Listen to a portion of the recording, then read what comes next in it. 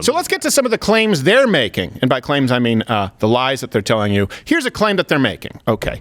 And it's obviously in the title that the bill is going to reduce inflation. Here's the truth. Incorrect. It's going to do the exact opposite. It's a cliffhanger. Now, you don't need to take my word for it. We can Reading Rainbow this. There's over 230 economists who say that it won't reduce inflation.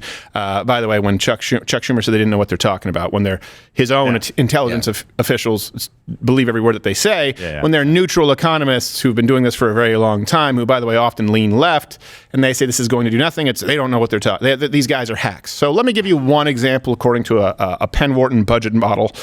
The act would very slightly increase inflation until 2024 and decrease inflation thereafter. Well, that'll help you at the pump today. Yeah. Mm-hmm. These point estimates are statistically indistinguishable from zero, thereby indicating low confidence that the legislation will have any impact on inflation. I love how that they are statistically indistinguishable from zero, thereby indicating here's what the economists want to say. Are you serious with this shit? Oh my gosh. And that was, by the way, that analysis was done prior to the marathon amendment session they had on Sunday to get this bill passed. Mm-hmm. So it could be far worse now. Yeah. And by the way, if you're trying to fix a problem where the government put too much money into the system and helped fuel inflation, if we're going to have some, that's fine. But they help fuel it a little bit. The best way to solve that is by putting more money into the system that caused inflation. I also think we should just start printing more. Well, that's true. Just to pay off our foreign debt. Right. Did we stop at some point? It's a good point. No, Yeah. We'd never. Okay, those presses never stopped. Good point. Why would we ever stop? No. We would. We can't stop devaluing the dollar. Like when you count your bills, only it's printing that. Yes. Every second of every day. Correct. Don't take my word for it. Let's go to... Now, here's the problem. Bernie Sanders, of course, is upset because it's not doing enough. Right. But he still does have to lean on the economists to make the first part of his argument. Here he is saying the exact same thing. I'm going to take a moment to say a few words You need a about comb! the so-called Inflation Reduction Don't brush Act your hair with a that we are balloon. debating, this evening. So much fun. And I say thinks a so-called, comb and a but hair by the dryer way, are the same thing. because according to the CBO and other economic organizations that have studied this bill, it will in fact have a minimal impact on inflation. Now, this is them softening it. Yeah. It actually won't have a minimal impact. It will have a significant impact. It will increase inflation. Let me explain to you why. The bill's $300 million deficit reduction, which is just, it doesn't mean anything. Come on, sniff test. You really think the Democrats care about reducing the deficit? Yeah. Nope. Let's be honest here.